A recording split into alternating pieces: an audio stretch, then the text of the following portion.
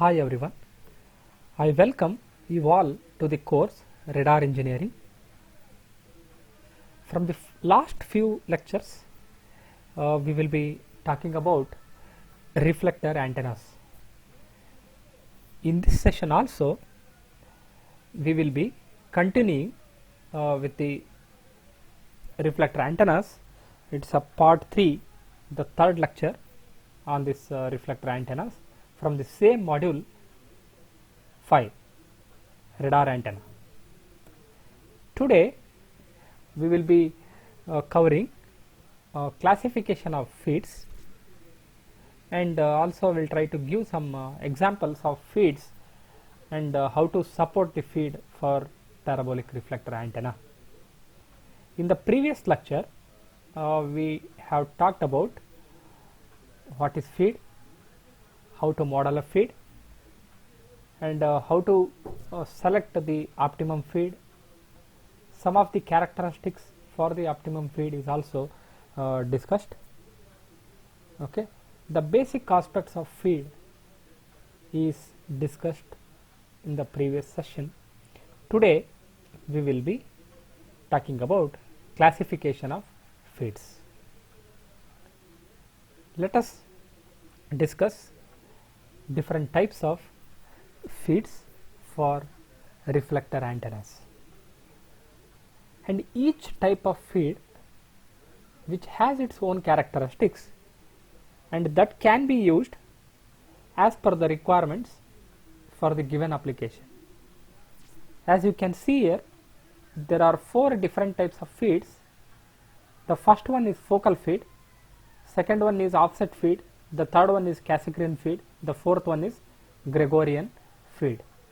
There are 4 different varieties of feeds which are normally used for reflector antennas. We will go one by one. The first feed, focal feed. As you can see here from this geometry of the reflector antenna with the focal feed, it looks to be a very simple, and it is very easy to obtain or to support this particular feed, because it is very easy and conventional way of supporting a feed, and it is most widely used feed system for all reflector antennas. Okay, it is also known as axial feed or front feed, because this feed is placed at the focus in front of the reflector antenna. Usually this feed antenna or a primary antenna may be a simple dipole or waveguide or antenna. Okay, the main objective here is to illuminate most of the radiated energy from the feed onto the reflector surface. In that way the feed is placed. The energy from the feed is radiated so that it illuminates the reflecting surface. In order to expect the uniform illumination over the surface of the reflector, this feed should be placed at the focus of the reflector surface. Okay, that results into a considerable gain from the reflector. That is what we desire. Our antenna should give a larger gain. Okay, and the achieving of a larger gain from the reflector antenna is not an easy job. Okay, the selection of the feed and the feed support along with the reflector surface, the complete geometry of the reflector antenna plays a very important role, and what type of antenna is used as a primary antenna at the feed is also important. Okay, if you use a dipole antenna as a feed, it is not suitable at very high frequencies. Okay, if you wish to use a dipole element as a feed, you can only operate at very low frequencies. Okay, at high frequencies the dipole element is not suitable, that results into losses, so waveguides are preferably used at very high frequencies. The waveguides may be either horn antenna or any kind of waveguides you can use it, but most of the cases the circular horn is the suitable type of a feed, okay, at very high frequencies are used for reflector antennas. Okay, and when we talk about the aperture efficiency, okay, for the system uses focal feed, it's only about 55 to 60%, because this feed and its support blocks some of the beam, and it typically limits the aperture efficiency about 55 to 60%. And this is the alternative figure of the system which involves focal feed, okay, just to show the radiating primary feed element at the focal point. The second feed system for the reflector antenna is the offset feed. The offset feed is a feed system which is very popular, where the aperture blockage can be eliminated very easily. With the help of this offset feed, we can eliminate the aperture blockage of the main reflector. The energy from the feed which is radiated onto the main reflector antenna, okay, after reflection from the reflector will not comes back onto the feed structure, because this feed is placed outside the path of the energy reflected from the antenna surface. And from the geometry you can observe that the feed arrangement is placed at the focus of the parabola, but the horn is tipped upward with respect to the parabolic axis, and also the complete parabolic surface is not considered here. Only half of the parabolic surface is considered, and rest of the parabolic surface is removed. The half of the parabolic surface is removed since this feed is offset from the center of the actual reflector used, and this will reduces the size of the parabola. Okay. Since there is no blockage of the main reflector, there is no pattern deterioration. Its F-body ratio is compared to the conventional paraboloid feed systems, it is bit greater, because the feed whatever we use in this system, which is usually be larger, since larger value of F-body ratio. And the disadvantage of this offset feed is it is very difficult to support mechanically. Because of this asymmetrical geometry, it is very difficult for us to support the feed mechanically. As you can see here, this figure, there is a additional support is provided here, okay, to support this kind of feed. Due to this asymmetrical geometry, there may be some losses due to cross polarization.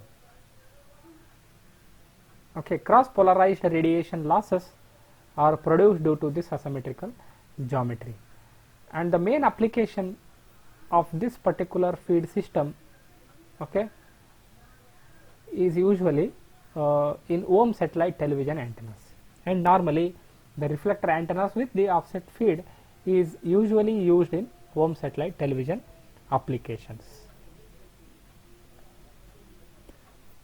The next system is Cassegrain feed system. Why the name Cassegrain feed? The Cassegrain parabolic reflector antenna design and the feed system which is gained its name because the basic concept was adopted from the Cassegrain telescope. This was a reflecting telescope developed in the earlier days to obtain a high magnification, hence the name the Cassegrain field, and this is basically obtained from the concept of Cassegrain telescope. The same principle here also we are using for the reflector antennas.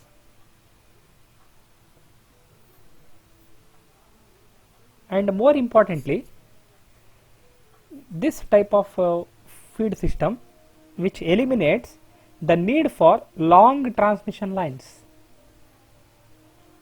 and it allows a greater flexibility in what can be placed at the focus of the antenna, because it is not placed at the focus, instead this is placed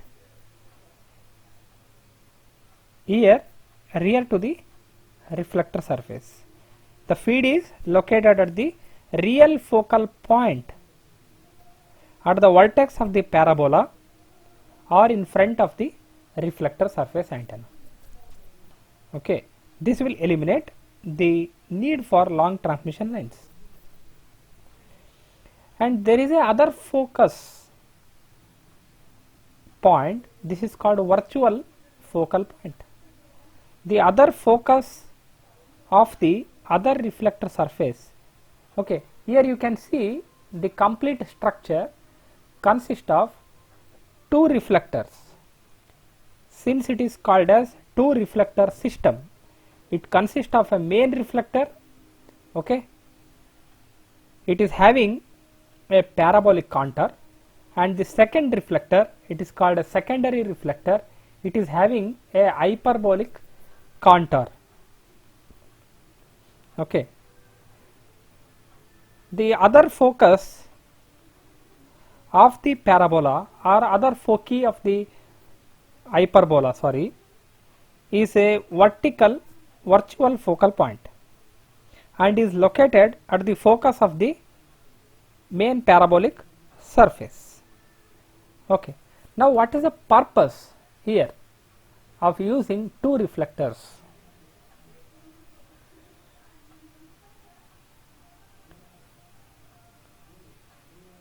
The flexibility is given here.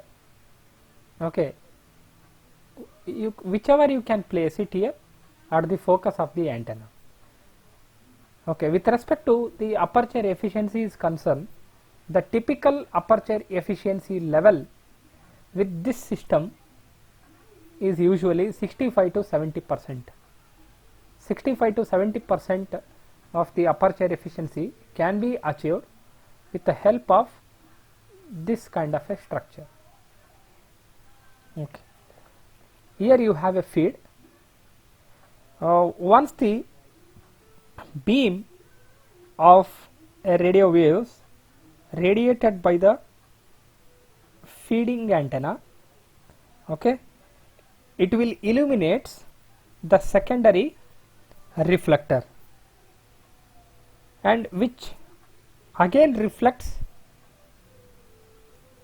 back to the main reflector, and the main reflector again reflects it forward again to form the desired beam. As you can see here, the second figure, the feed is producing a radiation, and once the radiation hits the hyperbolic subreflector, the rays which will reflect back onto the main reflector, again from the main reflector the rays will again take a shape in the forward direction, okay, to form the desired beam and to achieve very larger gain.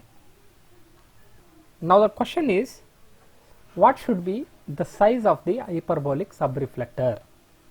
If you take a larger the subreflector, what is the impact on the shaping the main beam?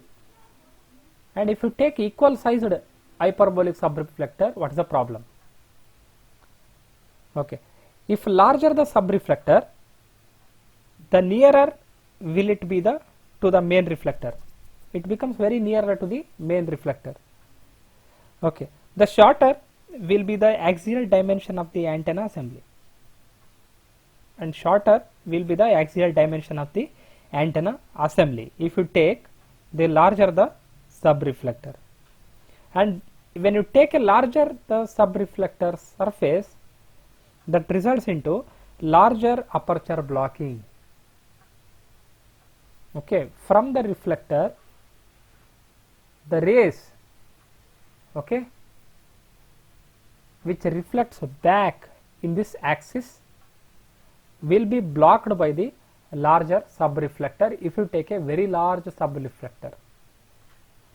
And it is preferable to choose the smaller subreflector to avoid the aperture blockage. The aperture blockage which results due to the larger subreflector is undesirable. That's why a small subreflector which is reducing the aperture blocking, but it has to be supported at a greater distance from the main reflector antenna. That is the one. The applications of this Cassegrain feed system for the reflector antenna includes satellite ground stations, radio telescopes, and communication satellites. In these areas, this type of antenna system can be used. As you can see here, there are some example pictures of the Cassegrain antenna, which consist of the primary reflector antenna and the secondary reflector antenna. Okay, it is hyperbolic in contour, and this is the parabolic contour. Here we have a feed placed rear to the in front of the parabolic surface. Okay, the similar picture also shown here as an example of the Cassegrain antenna. If you take a very larger value of this subreflector, if you take a larger size of this subreflector, the rays which comes from the reflector antenna from the primary reflector, okay, will be blocked off from this surface. That's why usually the value or the surface area of the subreflector is chosen to be little small compared to the main reflector. And due to double reflections from the two reflectors, the gain what we are going to achieve from the reflector antenna as a whole is usually be larger. Hence it is more popular in high gain applications. The next classification of the feed system is Gregorian feed system, where you can see almost this feed system is similar to the Cassegrain feed system, but only difference here is you can find in the secondary reflector. In the previous case, the secondary reflector was the convex hyperbolic surface. Now here for Gregorian feed system, we are using a concave hyperbola as a secondary reflector, and it is also called as the elliptical surface. So this is the one difference. And finally, we are going to see some examples of feeds and feed support for the parabolic reflector antenna. As you can see here, there are three different examples. Three examples of feed and its feed support is shown in the first figure. As you can see, it is a very simple example of a feed and feed structure. It consists of a simple lambda by 2 dipole with the parasitic reflector, okay, and this can be used as a feed for paraboloid, but it suffers from some of the problems. It is very difficult to achieve the desired aperture illumination, and it is also having a poor polarization properties. Hence, this feed support is not usually used.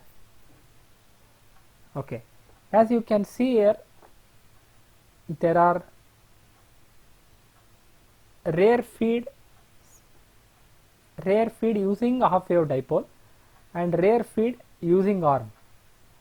Okay, you can either use a dipole or you can use a ARM antenna. Okay, as we have discussed already, for low frequency applications, using the dipole is okay, but at high frequency applications we have to select the waveguide as a feed system. Okay, and it is a rare feed using ARM, the second figure, the waveguide rare feed. And this configuration, which produces an asymmetrical pattern since the transmission line is not at the center of the dish. Okay, the rare feed has one advantage of compactness, and it utilizes a minimum length of the transmission line. That is a one advantage. Okay, as you can see here in the third figure, there is a horn antenna connected in front. Okay, front feed using horn. It is well suited for supporting horn feeds, but it obstructs the aperture. The aperture blockage is more when you use a front feed using horn. So rare feed, which eliminates the aperture blockage, and front feed will allow the aperture blockage. The main limitations of any of these feed configurations are: one is aperture blocking, and one more is impedance mismatch in the feed. When you take a feed or a transmission line or the supporting structure, okay, which will intercept a portion of the radiated energy, and that may alter the antenna pattern. The sum of the energy which is reflected by the paraboloid, which enters the feed, and it acts as any other wave which is traveling in the reverse direction in the transmission line. When there is a reflection, okay, from the reflector onto the feed or onto the transmission line back, that leads to the generation of standing waves. Whenever you see there is a generation of the standing waves, that results into larger reflections. And when there is a reflections, when there are standing waves, okay, then VSWR value crosses 1, and that leads to impedance mismatch. And these are some of the limitations of using these kind of feed structures. That's why, to avoid all these limitations, people have suggested to go for different kinds of feed configurations: the front feed, off axis or offset feed, or Cassegrain feed, or Gregorian feed. But how to choose the particular feed, that depends upon the requirements of the given application. Thank you.